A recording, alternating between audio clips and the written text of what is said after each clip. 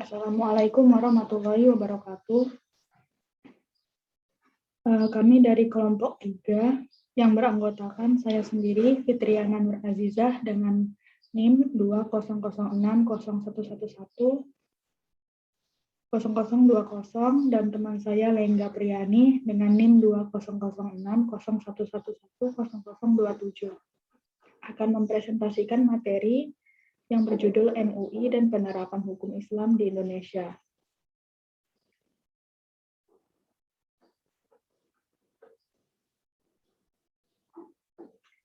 Yang pertama adalah sejarah MUI. MUI berdiri sebagai hasil dari pertemuan atau musyawarah para ulama, cendekiawan, dan zu'amah yang datang dari berbagai penjuru tanah air. Antara lain meliputi 26 orang ulama yang mewakili 26 provinsi di Indonesia pada masa itu, menghasilkan sebuah kesepakatan untuk membentuk wadah tempat musyawarah para ulama, zu'amah, dan cendekiawan muslim yang tertuang dalam sebuah piagam berdirinya MUI yang ditandatangani oleh seluruh peserta musyawarah yang kemudian disebut Musyawarah Nasional Ulama I. Selama 25 tahun, MUI sebagai wadah musyawarah para ulama, zu'amah, dan cendekiawan muslim berusaha untuk pertama memberikan bimbingan dan tuntunan kepada umat Islam Indonesia dalam mewujudkan kehidupan beragama dan bermasyarakat yang diridhoi Allah. Kemudian, memberikan nasihat dan fatwa mengenai masalah keagamaan dan kemasyarakatan kepada pemerintah dan masyarakat. Menjadi penghubung antara ulama dan pemerintah dan penerjemah timbal balik antara umat dan pemerintah guna menyukseskan pembangunan nasional. Kemudian meningkatkan hubungan serta kerjasama antar organisasi, lembaga Islam, dan cendekiawan muslimin dalam memberikan bimbingan dan tuntunan. Selanjutnya, penerapan dan pengembangan fatwa MUI dalam bidang akidah. Peran MUI dalam pengembangan dan penerapan hukum Islam dalam bidang akidah adalah dengan memproduksi fatwa sebanyak 10 fatwa dalam rentang tahun 2010 hingga 2017. Dari 19 fatwa jika dihitung dalam rentang tahun 1978 sampai dengan 2017. Fatwa tersebut memberi kepastian hukum bagi umat Islam dan mendorong pemerintah untuk mengawal fatwa MUI serta membuat regulasi pada persoalan akidah. Kemudian, penerapan dan pengembangan fatwa MUI dalam bidang ibadah.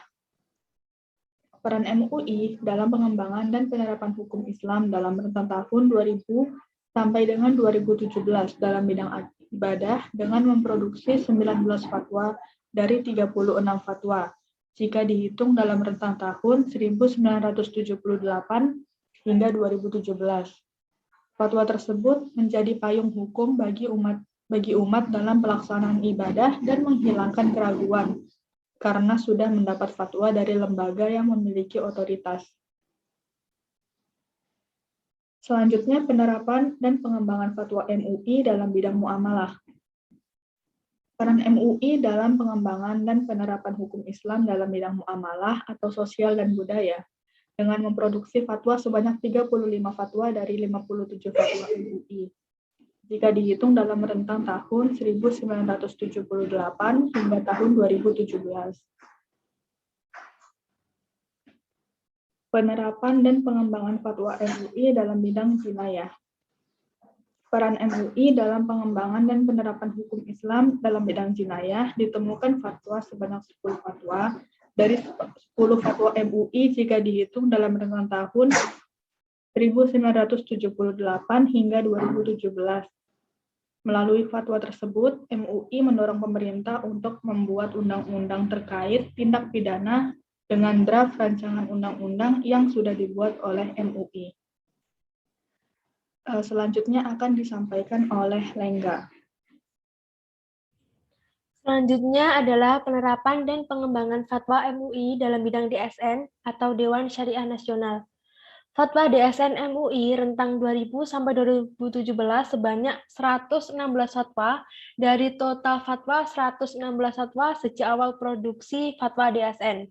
Fatwa DSN ini bersifat mengikat karena sudah direkomendasi ketetapan hukumnya oleh pemerintah BI dalam urusan perbankan syariah.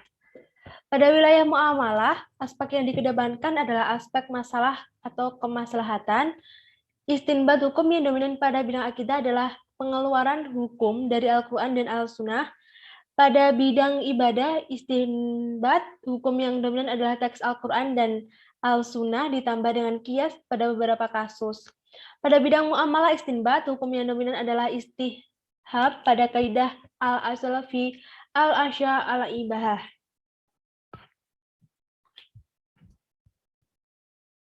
Selanjutnya adalah penerapan hukum Islam di Indonesia.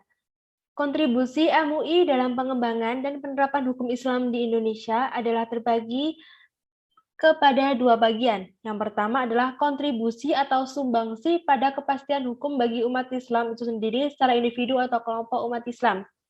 Yang kedua yaitu pada takmin atas fatwa-fatwa yang telah dibuat. Pada bagian kedua ini fatwa sudah bertransformasi kepada di undang-undang, peraturan pemerintah atau PP.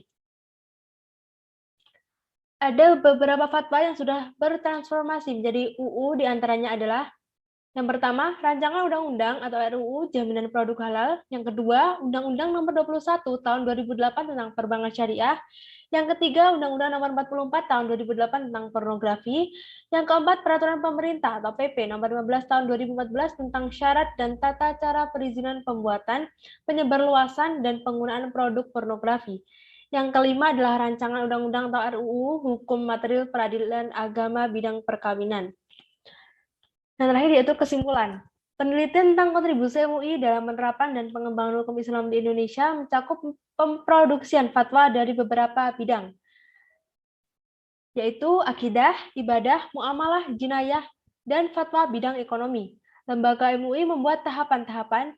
Jika hukum dalam Al-Quran dan Al-Sunnah sudah tegas, maka fatwa hanya menegaskan apa yang sudah ada dalam dua sumber tersebut.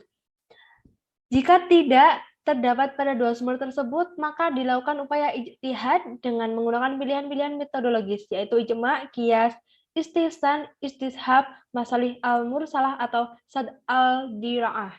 Sekian yang dapat kami sampaikan. Bila ada pertanyaan, silakan ditulis di Global Chat. Sekian, wassalamualaikum warahmatullahi wabarakatuh.